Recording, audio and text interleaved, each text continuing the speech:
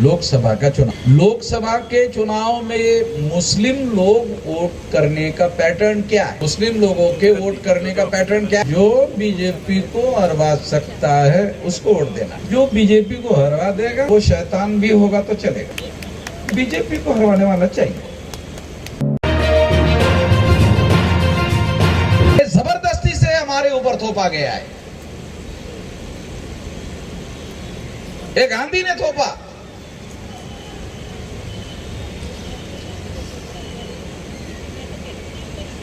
गांधी के बारे में मुसलमानों के दिमाग में बड़ी सहानुभूति है। तो बाबा साहब आम्बेडकर कहते कि गांधी हमारा कट्टर दुश्मन है। अब कैसे हो जाएगा भाईचारा आपका हमारा? आपके सोच में हमारे सोच में ही अंतर है।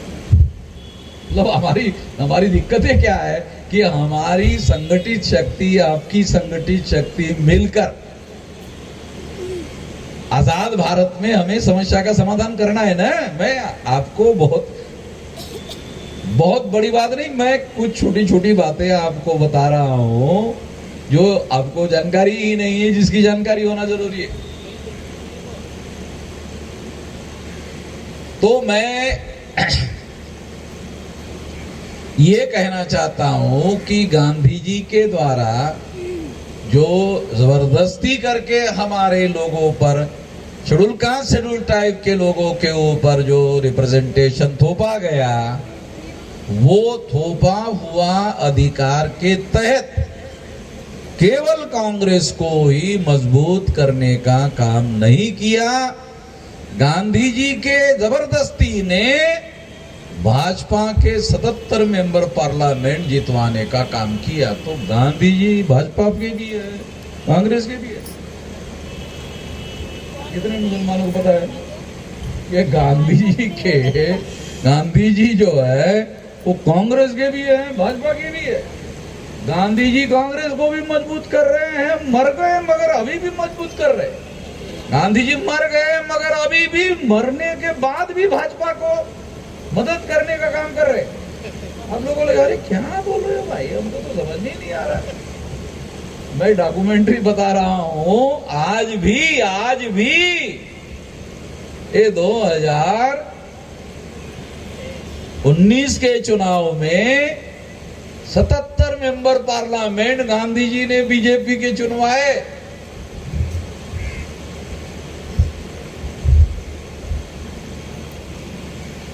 तो गांधी जी के प्रति आपकी सहानुभूति थोड़ा फिर हमारे लिए समस्या खड़ी हो जाती।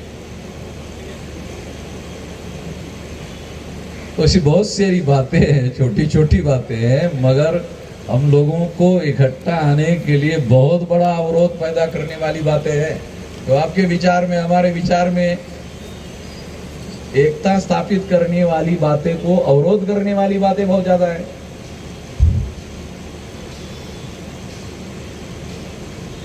तो मैं आप लोगों को अनुरोध करना चाहता हूं कि ये हिस्टोरिकल बैकग्राउंड का स्टडी आपको करना होगा और इस पर आपको किसी न किसी नतीजे पर पहुंचकर फैसला करना होगा।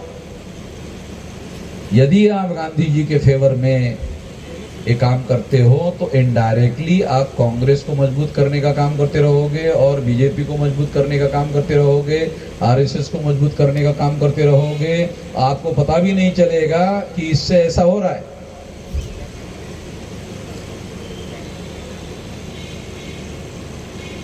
तो ये बात हम लोगों को जानना और समझना जरूरी है। अब संगठित शक्ति निर्माण करने के लिए अगर आपके पास रियल रिप्रेजेंटेटिव ही नहीं रहा तो फिर संगठित शक्ति कैसे निर्माण होगी? तो संगठित शक्ति जो है निर्माण करते वक्त एक मौलिक मुद्दा आपको डिसाइड करना होगा कि क्या मुसलमानों को धार्मिक आधार पर संगठन निर्माण करना चाहिए या प्योरली राजनीतिक आधार पर संगठन निर्माण करना चाहिए? एक सवाल है।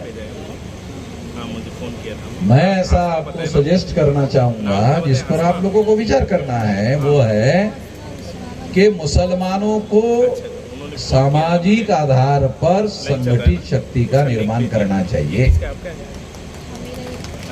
सामाजिक शक्ति निर्माण करना चाहिए जिसके आधार पर आप और मजलूमों के बीच में एकता हो सकती है। और जब तक मजलूमों में और मजलूमों में एकता नहीं होगी, इत्तेहाद नहीं होगा, जो बदलाव आजाद भारत में आप चाहते हैं वो होने वाला नहीं है। तो ये आपको डिसाइड करना है। इस पर मैं अपनी बात आप लोगों को बता रहा हूं। तीसरी महत्वपूर्ण बात मैं आप लोगों को बताना चाहता हूं और वो ये है कि 2024 में लोकसभा का चुनाव है। लोकसभा के चुनाव में मुस्लिम लोग वोट करने का पैटर्न क्या है?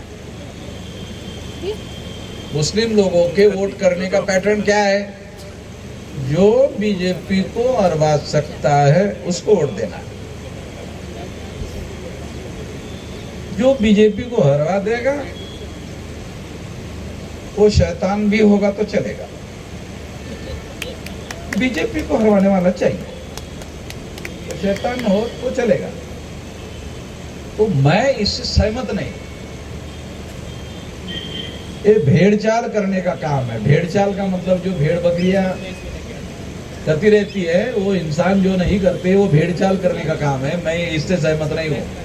ये कोई बहुत ज्यादा सोच समझकर रणनीति बनाकर काम करने का काम नहीं है।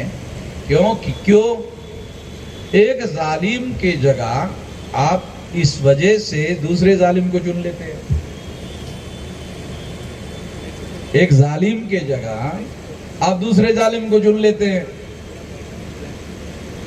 कांग्रेस की जगह आप भाजपा को रोकने के लिए मान लो कि आपने दूसरे जालिम को चुन लिया, तो वो जालिम आपका रिप्रेजेंटेशन नहीं कर सकता, व्हाट्सएप नंबर आपका, वो आपका प्रतिनिधित्व नहीं कर सकता। वो आपकी समस्या के प्रति पार्लियामेंट में जो पावर हाउस है वहां समस्या का समाधान करने के लिए कोई इनिशिएटिव नहीं ले सकता। आपको इसके लिए इनिशिएटिव लेने वाले लोगों को स्पॉट करना होगा, ढूंढना होगा। वो जो आपने ये वीडियो बनाई, राजनीति में ये जो क्लिप है हमारी, अगर आप ऐसा नहीं करोगे तो मुझे और अवसरवाद का सहारा लोगे, मोबाइल पर ले लो तो उसमें क्लिप निकाल दीजिए। आप क्या सोचते हो कि भाजपा को हराने के लिए ये दूसरे जालिम को हमने चुन लिया, तो वो दूसरा जालिम चुनाव जीतने के बाद क्या कहेगा? आप दूसरे जालिम के पास गए चाहिए मुझे क्लिप कि साहब चुनाव जीतने में आपकी हमने मदद की, दीजिएगा मुझे जाने से तो वो क्या कहेगा आपको? मुझे वापस जबलपुर लौट। हाँ मुझे भी मालूम है आपने मेरी मदद की, मैं जीतने वाला ही था। आप मदद करते तो भी, ना करते तो भी मैं जीतने वाला ही था। तो जीतने वालों को आपने मदद किया, वो आपको काउंटिंग में ही नहीं लेता, वो आपको काउंटिंग में ही नहीं लेता। वो क्या बोलता है? मैं जीतने वाला ही था, आपने देखा मैं जीतने वाला हूं, जीतने वाला हूं। जैसे आपने देखा मैं जीतने वाला हूं, वो मेरे साथ में आप खड़े हो गए। तो आप जब मैं जीतने वाला हूं, जीतने वालों के समर्थन में आप खड़े हो गए, तो मैं तो जीतने वाला ही था। हाँ, हजारों के वोटों से जीतने वाला था, आपकी वजह से लाखों में जीता। हाँ ये मैं मानता हूं, मगर मैं जीतने वाला ही था। हजारों से जीतने वाला था, आपकी वजह से लाखों में जीता। लाखों में जीतने वाला भी मेंबर पार्लियामेंट ही कहलाता है, हजारों में जीतने वाला भी मेंबर पार्लियामेंट ही कहलाता है।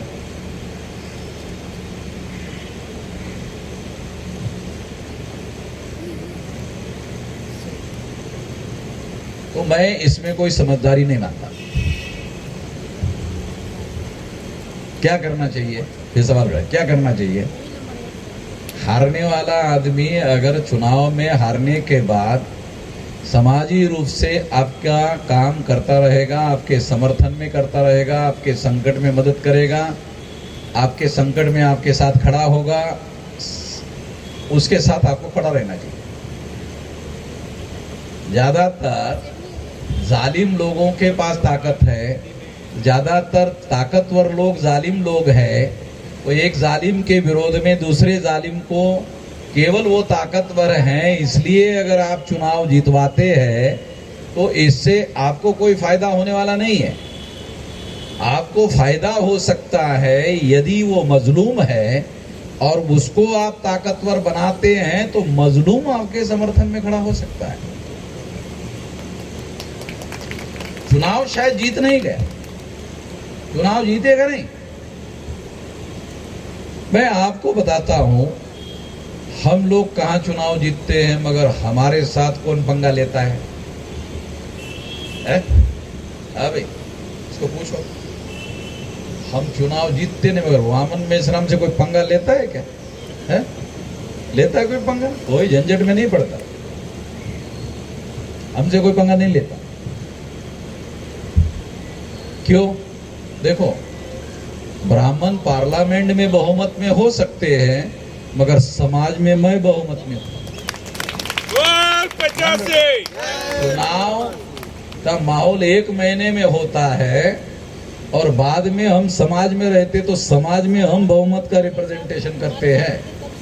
पार्लियामेंट में अब आरएसएस और भाजपा के लोग बहुमत में होंगे मगर समाज में आरएसएस भाजपा के लोग बहुमत में नहीं है। पार्लियामेंट में पैसे के बल पर चुनाव जीत लिया, हेरा फेरी के बल पर चुनाव जीत लिया, तिकड़म के बल पर चुनाव जीत लिया, वोट खरीद कर चुनाव जीत लिया, ये सब होता है ना, आपको तो मालूम है।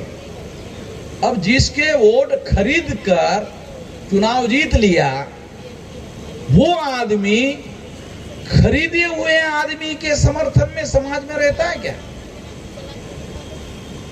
कभी सोचा? जिसके वोटों को आप खरीदते हो एमएलए एमपी बनने के लिए, वो आदमी चुनाव के बाद उसके कभी समर्थन में नहीं रहता। वो आदमी जिसके वोट खरीदे गए हैं उसके अगेंस्ट में रहता है।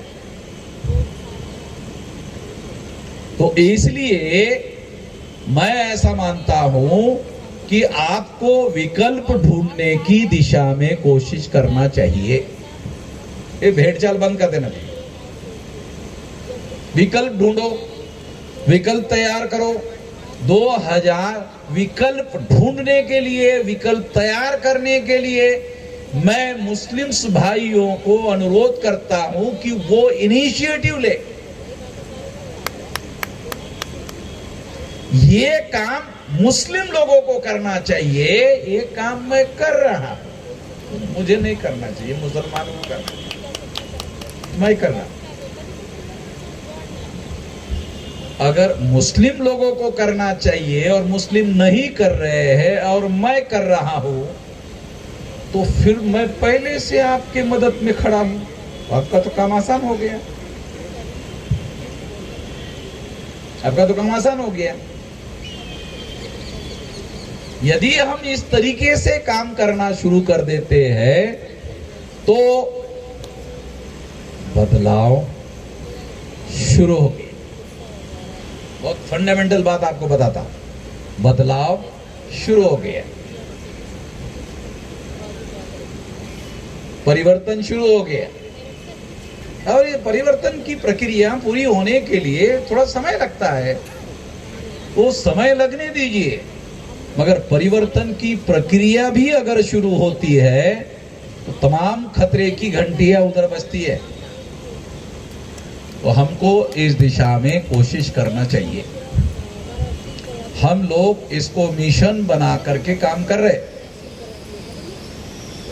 वैसे मैं आपके जानकारी के लिए बताना चाहता हूं कि SC ST OBC के लोगों पर मैं थ्रस्ट दे रहा हूं, उसको जगाने के लिए थ्रस्ट दे रहा हूं, जोड़ने के लिए थ्रस्ट दे रहा हूं, उनकी संगठित शक्ति निर्माण करने के लिए थ्रस्ट दे रहा हूं, ज्यादा जोर दे रहा हूं, क्योंकि यही वो लोग है जिनका ब्राह्मण लोग इस्तेमाल करते